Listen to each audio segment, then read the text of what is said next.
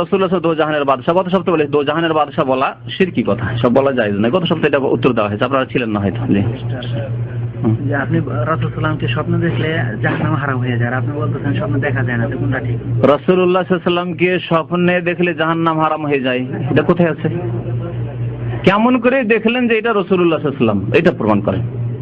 সাহাবী যদি রাসূলুল্লাহ সাল্লাল্লাহু আলাইহি ওয়াসাল্লাম দেখে থাকেন তাহলে ঠিক আছে, সত্য তিনি দেখেছেন, কিন্তু আপনি দেখলেন কেমন করে নিশ্চিত কনফার্ম যে ইনি রাসূলুল্লাহ সাল্লাল্লাহু আলাইহি ওয়াসাল্লাম? কেমন করে? আমাকে যে দেখেনি সে কি করে বলবে যে এটা মতিউর রহমান? যে দেখেনি, যে দেখেছে সে বলতো না এটা মতিউর রহমান। আল্লাহ হেদায়েত করুন। নবী সাল্লাল্লাহু আলাইহি ওয়াসাল্লামকে স্বপ্নে দেখার জন্য যতগুলি তদবির বয়ান করা হয়েছে এই কিতাব মওজুদ, সবগুলি ভ্রান্ত তদবির, একটি কোরআন হাদিস তদবির নেই। এমন কোন তদবির নবী সাল্লাল্লাহু আলাইহি ওয়াসাল্লাম শিখাননি, কোন তদবির শিখাননি যে তোমরা এই তদবির করো তাহলে নবী সাল্লাল্লাহু আলাইহি ওয়াসাল্লাম বেশি বেশি স্বপ্নে দেখবে আর স্বপ্নে দেখলেই জান্নাতে চলে যাবে। আরে জাগ্রত অবস্থায় দেখে আবু তালিব জাহান্নামে যাবে। জাগ্রত অবস্থায় দেখলো, ছোট থেকে লালন পালন করলো, বরং যখন জন্ম হয় নবী সাল্লাল্লাহু আলাইহি ওয়াসাল্লামের আবু লাহাব এত খুশি হয়েছিল যে তার দাসীকে বললো তাড়াতাড়ি দুধ দেওয়ার ভাতিজাকে, ওই সুয়াইবা দুধ পান করিয়েছিল। ঠিক আছে, আবু লাহাব মা আগনাহু মালুহু ওয়া মা কাসাব। জিন্দা জীবিত অবস্থায় দেখে ও জাহান্নাম থেকে বাঁচতে পারলো না, তাহলে স্বপ্ন দেখে কি করে শুধু জান্নাত পেয়ে যাবে আর জাহান্নাম হারাম হয়ে যাবে? এসব শিরকি বিদাতি আকীদা রেখে না, আকীদা আমল দিয়ে জান্নাতে যেতে হবে, নিজের কর্ম দিয়ে জান্নাতে যেতে হবে, তারপর আল্লাহর রহমত হবে।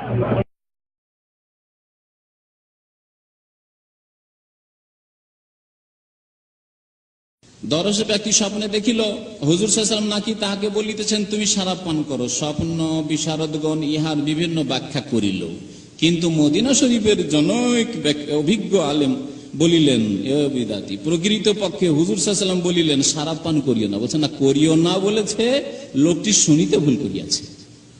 নবীকে অবশ্যই দেখেছে কিন্তু নাটা শুনতে ভুল করে দিয়েছে।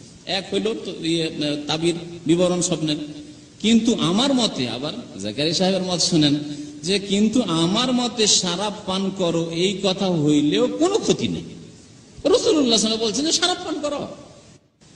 আউযুবিল্লাহ, সারা জিন্দেগি তো নবী সাল্লাল্লাহু আলাইহি ওয়াসাল্লাম আমর বিল মারুফ করলেন আর নাহি আনিল মুনকার করলেন, সৎ কাজের উপদেশ দিলেন, অসৎ কাজে বাধা দিলেন, আর এই জন্যই তাকে পাঠানো হয়েছে কুনতুম খায়রা উম্মাহ, খায়রা উম্মাতের তিনি রাসূল।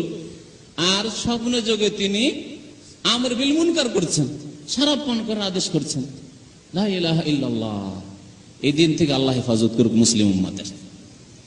শোনেন, তারপরে বলছে কোনো ক্ষতি নেই এতে, কারণ উহাতে ধমক বুঝায়, মানে ধমক দিয়ে বলছে শরাব পান করো।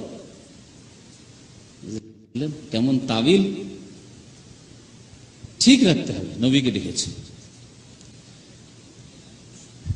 উহা বর্ণনা ভঙ্গির দ্বারা উপলব্ধি করা যায়। কেমন করে আপনি জানলেন কোন ভঙ্গিমায় বলেছেন? আর কেমন করে জানলেন যে রাসূলুল্লাহ সাল্লাল্লাহু আলাইহি ওয়াসাল্লামের হুলিয়া মোবারকি দেখেছেন? হ্যাঁ, শয়তান শয়তানি রূপ নিয়ে এসে, বেটে রূপ, লম্বা রূপ বেশি, নবী সাল্লাল্লাহু আলাইহি ওয়াসাল্লামের রূপ না নিয়ে অন্য রূপ, নবী সাল্লাল্লাহু আলাইহি ওয়াসাল্লামের রূপ ধারণ করতে পারেন কিন্তু অন্য রূপ দিয়ে কে বলতে পারে না যে আমি মুহাম্মদ, বলতে পারে না। ভালো করে বোঝার চেষ্টা করেন। হাদিস আছে রাসূলুল্লাহ সাল্লাল্লাহু আলাইহি ওয়াসাল্লামের রূপ ধরতে পারে না, কিন্তু অন্য রূপ ধরে কি কথা বলতে পারে না যে আমি মুহাম্মদ সাল্লাল্লাহু আলাইহি ওয়াসাল্লাম, আমি শেষ রাসূল, আমি তোমার নবী? সেই শয়তানগুলি বলেছে যে ইশরাবিল খামর, মদ পান করো। সুতরাং এই গুমরাহিতে পড়বেন না, বিদাতি কাজ করবেন, এইভাবে শয়তান গুমরাহ করবে।